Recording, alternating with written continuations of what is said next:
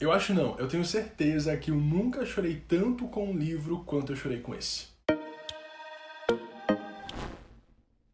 Salve, salve galera, eu sou o Léo e hoje eu tô aqui pra gente conversar sobre They Both Die at the End, do Adam Silveira. Eu não sei se vocês lembram, mas em um dos vídeos anteriores eu comentei que eu tava lendo esse livro e perguntei pra vocês se vocês gostariam ou não que eu falasse sobre ele aqui no canal, e a maioria disse que sim, então eu tô aqui hoje pra gente conversar um pouquinho sobre essa história. Mas antes, se inscreve aqui no canal se você ainda não é inscrito, também já deixa o seu joinha ali embaixo, todos os links que você precisa saber sobre mim ou sobre o livro estão aqui na descrição e não se preocupa porque esse vídeo não tem spoilers. Não tem como eu começar a falar sobre esse livro sem dizer pra vocês que é uma história extremamente triste. Não é um livro assim que vai ter um final feliz, mas é uma história muito bem contada, muito bem narrada e acima de tudo, eu acho que é uma história que faz a gente ter um olhar um pouquinho diferente com relação à morte. E pra quem tá se perguntando, They Both Die at the End é uma história LGBTQ+, é uma história que tem muita representatividade. A gente tem um personagem aqui que é bissexual, a gente tem outro que tá ainda tentando se descobrir e se entender. Nesse livro a gente vai conhecer o Matthew e o Rufus. Eles são dois garotos que vivem assim a vida deles do jeito que eles acham que é melhor, mas neste mundo onde eles vivem existe uma espécie de organização que liga para todas as pessoas para dizer: você vai morrer nas próximas 24 horas, então tente viver a sua vida da forma que você achar melhor, você tem esses direitos, mas não tem nada que a gente possa fazer para salvar a sua vida. E é claro que esses dois personagens recebem essa ligação para dizer que eles vão morrer nas próximas 24 horas, e essa é meio que a premissa inicial da história. O Matthew, ele é um garoto que vive com o pai, mas atualmente o pai tá internado no hospital, tá em coma, e ele perdeu a mãe muito cedo. Já o Rufus, ele é um garoto que perdeu a família toda dele em um acidente, e essa parte em que a gente descobre como foi o acidente e como tudo aconteceu é realmente muito triste. Foi uma das primeiras partes que eu chorei, apesar de ter chorado basicamente 80% dele.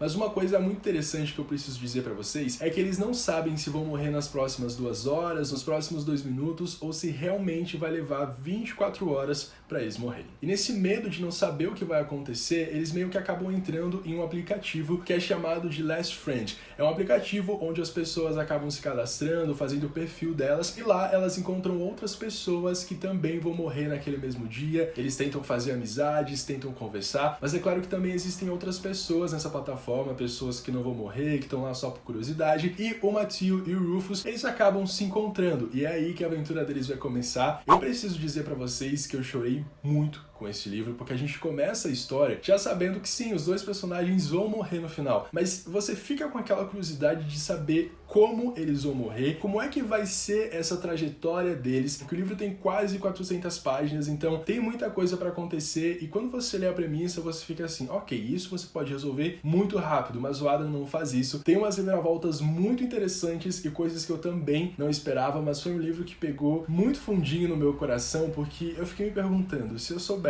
que nas próximas 24 horas eu vou morrer, o que eu ia fazer? Quem eu ia avisar primeiro? Porque esses dois personagens, eles têm isso, de o que eu vou fazer agora? Porque o pai tá em coma, o outro, a família inteira morreu, ele só tem os amigos, e ele não sabe como é que vai contar isso pras pessoas. Eu me vi muito nesses dois personagens, eu me senti muito próximo a eles, e quando o livro vai acabando, você vai vendo que as coisas vão acontecer, é muito difícil de verdade. Eu não sei nem explicar pra vocês o sentimento que eu tive lendo esse livro, porque é uma sensação de perda, mas ao mesmo tempo você sabia que aquilo ia acontecer, então não tem por que você tá chorando feito um condenado, sabendo que eles já iam morrer de qualquer jeito. Mas a jornada desses personagens é realmente muito bonita. É um livro que tem muitas questões de amizade, que fala como a gente encara os nossos dias, como a gente valoriza algumas coisas e como às vezes o simples ele faz muito mais sentido. Se eu soubesse que eu vou morrer, sei lá, semana que vem, eu vou tentar fazer assim coisas absurdas. Mas o livro ele fala que a gente não precisa. Não existe como você saber quando você vai morrer, e mesmo que você soubesse, coisas grandes seriam coisas que você não conseguiria fazer. É por isso que o livro pega tanto nessa questão da simplicidade, nas coisas da gente se agarrar aos melhores momentos, as pessoas que a gente ama. Eu não estava preparado para essa história porque eu comecei a ler They Both Die at the End assim que eu terminei Like a Love Story, que foi outro livro que me pegou de jeito, me fez chorar muito. Essa questão da morte é algo sim que intriga muito a gente, e esse livro ele traz algumas respostas, ele faz outros questionamentos e ele é tão bom, gente. E eu digo isso assim para vocês do fundo do meu coração porque essa história é muito especial, apesar de ela ser muito triste. Outra coisa que me chamou bastante atenção nesse livro é que a gente não tem a apenas a narrativa do Matthew e do Rufus em primeira pessoa. A gente tem outros personagens secundários, outras histórias, outras pessoas que também vão receber a ligação do Deathcast, e aí essas histórias vão se cruzando, vão se entrelaçando, a do Matthew e do Rufus, e quando você percebe, você já tá chorando por todos os personagens, porque eles são importantes, eles têm muita relevância, e aí a gente tem meio que essa mescla de primeira e terceira pessoa que funciona muito bem. No início eu fiquei um pouco assustado e pensei,